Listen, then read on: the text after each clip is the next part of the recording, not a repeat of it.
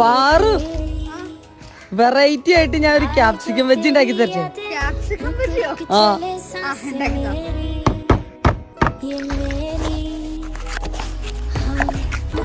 കടലമാവ് ഇട്ട് കൊടുക്കാം, കോൺഫ്ലോർ ഇട്ട് കൊടുക്കാം, മുളക് പൊടി, മഞ്ഞൾപ്പൊടി, കായപ്പൊടി, കുറച്ച് ഉപ്പ്, നന്നായിട്ട് മിക്സ് ചെയ്യാം. കുറേശ്ശെ വെള്ളം ഒഴിച്ച് മിക്സ് ചെയ്തെടുക്കാം.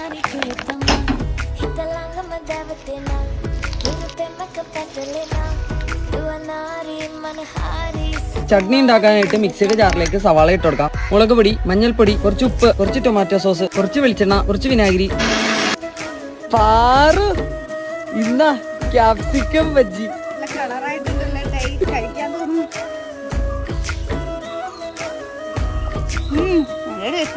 മുളക് ബജിയുടെ ഒരു ടേസ്റ്റ് കടയുണ്ടാക്കുന്നേക്കാളും നല്ല ടേസ്റ്റ് ഉണ്ട്.